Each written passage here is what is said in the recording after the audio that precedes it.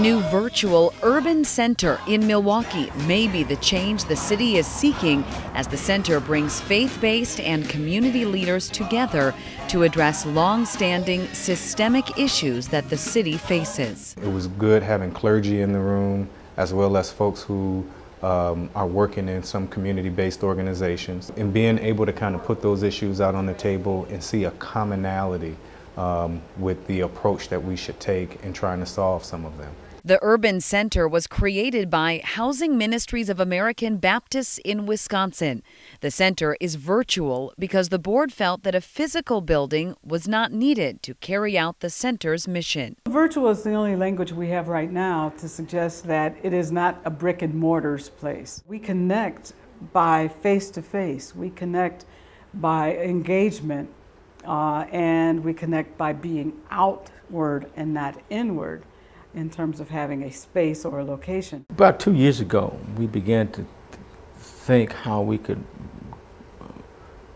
create inches around a common agenda. What could we do to connect people to resources that would have a common agenda to look out for the least of these? We interviewed several leaders and pastors, clergy across the city to gain their input and their own ideas around what was needed in this city. The purpose is to bring people together, the churches, the laity, political people, public policy people, to begin a dialogue on the power of the church and the power of community. The new Urban Center's first major initiative was to host a consultation with church and community leaders in Milwaukee to discuss systemic issues around poverty that disproportionately impact the African American community.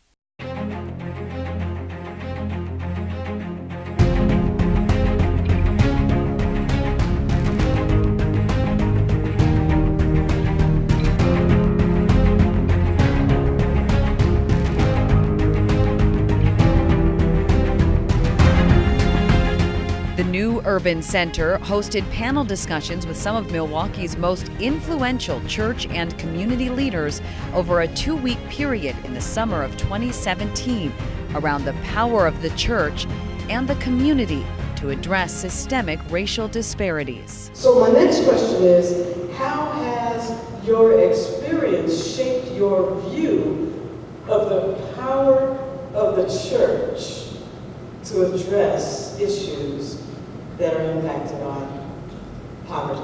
My experience has been that the church does either not believe in its power or it doesn't understand its power, or maybe a combination of both. My sense of power is that it comes from God. You have to think about the power of the church in terms of its collective advocacy. When I go to my pulpit, I go on God's power. I do not go as a partisan, but I go as political. And in the city of Milwaukee, we have a church every so many feet on almost every corner, multiple churches in the same block, and we sit in this condition today. I do not understand why. And then we fight for the power within the church with various groups, right? Micah, Pastors United, Interfaith Council, Common Ground, right? So we're divided in our sense of collective advocacy. We don't understand our power. The church has always had power, but it is how we use it. And if we are committed to the faith that brought us into being, then we cannot be derelict in the exercise of power, because it's only that that's going to change the landscape of a city and give some kind of usable future to our people. So until we get back united and address it collectively as a community and not as the big me, the big I on the block, and put the we back into church, we will continue to be in the same condition 40 years from now. The systemic issues discussed by the panelists were shown in stark terms from the statistics that were introduced. Milwaukee represents 38% of the region's population. That's the blue part on this pie chart. and yet it has 72% of the region's low-income population. So it's 38 overall relative to the rest of the four-county area, but 72% of the low-income people are in Milwaukee. In 1963, 60% of the manufacturing jobs were in the city of Milwaukee. That's the blue part of the pie chart. And 28% were in the suburbs, for 88% were in Milwaukee and its suburbs. 2009, 54% of the manufacturing jobs are now in Washington, Ozaki, Waukesha counties. 54%, and Milwaukee has only 23%. Milwaukee's segregation was caused in part by racially restricted deed covenants that prevented the sale of homes in the suburbs to blacks and other people of color.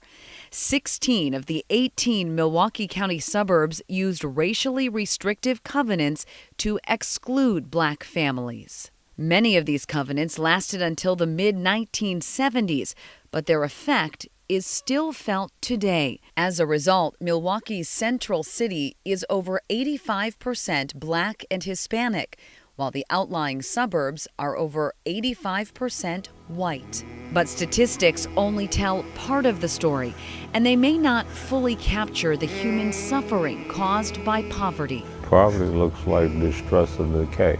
Poverty looks like men sitting on their porch while white men work on houses across the street. It is a tale of two cities. It looks like men and women and children that are without. They're without good health care, they're without good homes, they're without a good school system, they're without jobs, living wage jobs. Poverty looks like blighted fields that aren't cut, like median streets that aren't manicured. Poverty looks like blight. Poverty looks like those that are even filled with anger because they feel there's nothing else that they can do but fight amongst each other. Despite the impoverished condition many Milwaukeeans find themselves in, Reverend Marilyn Miller says it's important to distinguish the people from their condition. It's beautiful, amazing, wonderful people that are caught in the systems and the structures that oppress them. So it's what I see every day. My world is made most beautiful when I walk with people who a lot of people wouldn't even want to be around, right? That's where I see beauty.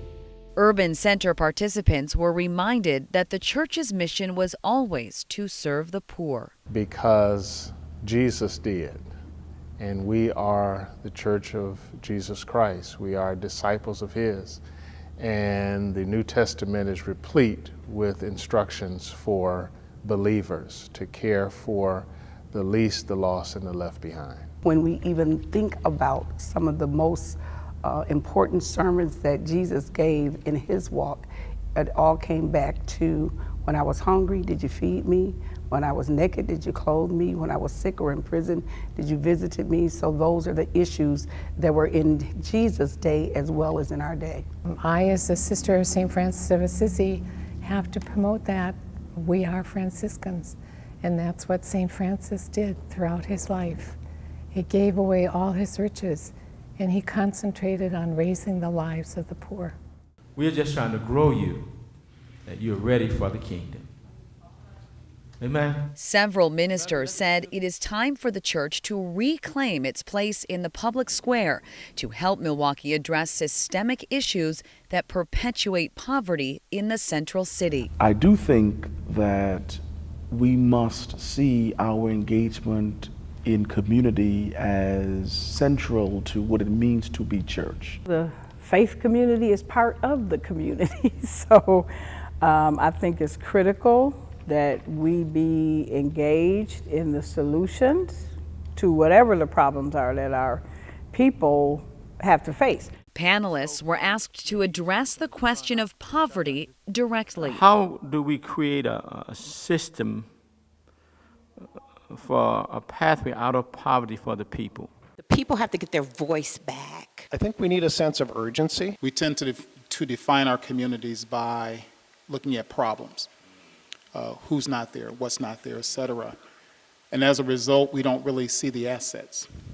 We don't see the opportunities, the possibilities. We don't see who is there or what is there. And I think that's where the faith-based communities will be instrumental in helping the people to have their voices returned and be heard, being their own advocates, feeling that I can stand in City Hall at a meeting and I can say something, I can tell my story, I can let you know what it is that my community needs. There has to be the will. Should we do it? Yes. Ought we do it? Yes. Can we do it? Yes. But if we never have the will to say we will do something, we will take this on, we will value all life equally, we will, unless the will is there, then I think it'd be very difficult. People are talking about, well, you got to get to the table. But getting to the table many times isn't enough if you don't understand the dynamics of the table, you know, and understand clearly what you want from it when you first get there. Although economists predict that most of the job growth over the next decade will be outside of Milwaukee, Fred Royal, head of Milwaukee's NAACP, told the panelists that there is still resistance from the suburbs in providing affordable transportation and housing that would allow Central City residents to obtain those jobs. And here's what's even more appalling. There was a $238 million lawsuit that was obtained to develop a light rail from Milwaukee to Waukesha. And that money sat in escrow because the Waukesha governors said, no, we ain't letting them black folks come out here. So now, the residual of that money, $32 million went to the county, they bought 3 buses. $32 million went to the city, they building a streetcar that won't serve anybody who that money was intended to serve. So that's one of the systems that needs to be addressed, deep racism. And it is time, if the church is to be serious, that we need white allies to call it what it is too. The issue, the sin of racism and white supremacy in America can no longer be the burden of black people to call out. Yes. It's a huge problem. It's a huge challenge, and we need to all take up that challenge. Milwaukee and urban areas have been vilified, have become really, you know, I don't know that whipping boy is an acceptable term, but for the rest of the state, it's easy to demonize Milwaukee and not care about the problems here. And the myth has been that Milwaukee is a drain on the resources of the state, whereas more recent research has shown no. We contribute something like, what, $400 million to the state, more than we get in taxes. So we're not a drain to the state, and if you look at the impact of the businesses here, we're an economic engine that helps the rest of the state. Manufacturing has a shortage of people. This state has a shortage of human capital. And we, in the city of Milwaukee, have the youngest workforce in the state. But because of the color of the person's skin or because of the lack of transportation, infuse of money to get people from one point to another point, that opportunity isn't afforded.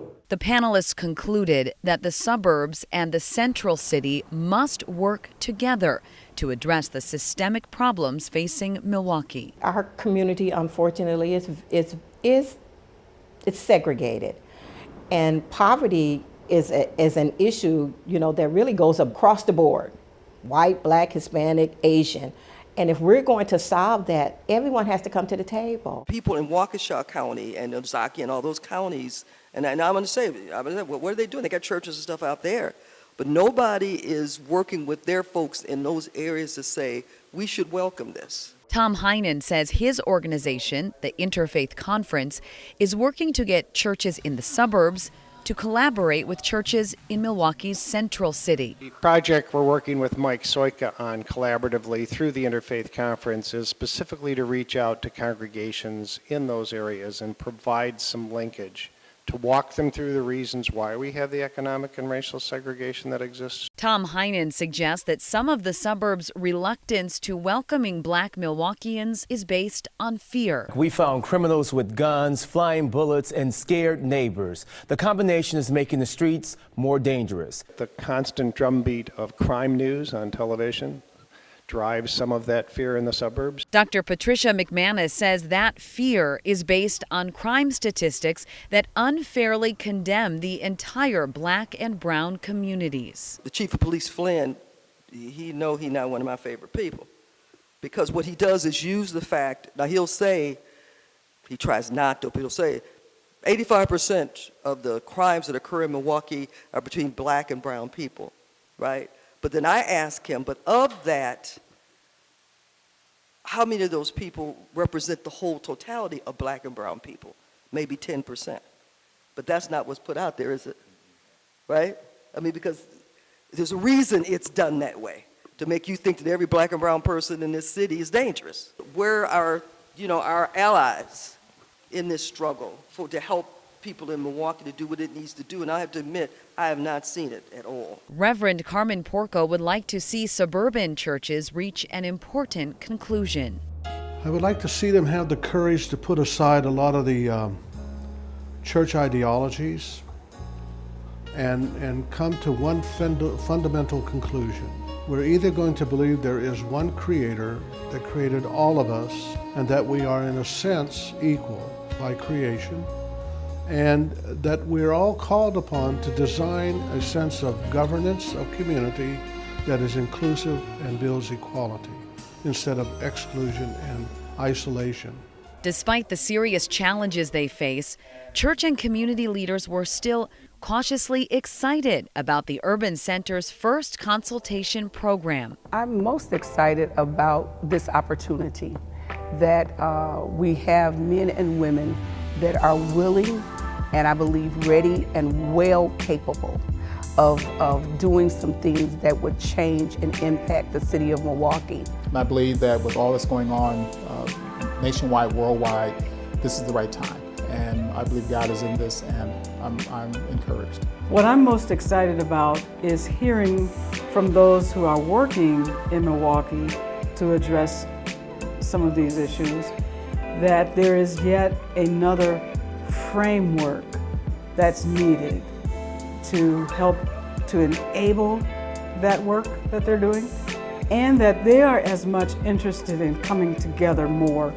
to collaborate and to be partners. I would hope that we would build a stronger coalition, a clearer agenda on what should be done and what could be done in order to have an impact in areas of the city that we have not focused on in the past 10 years. I would hope that it would ignite a fire that's needed to burn for a while.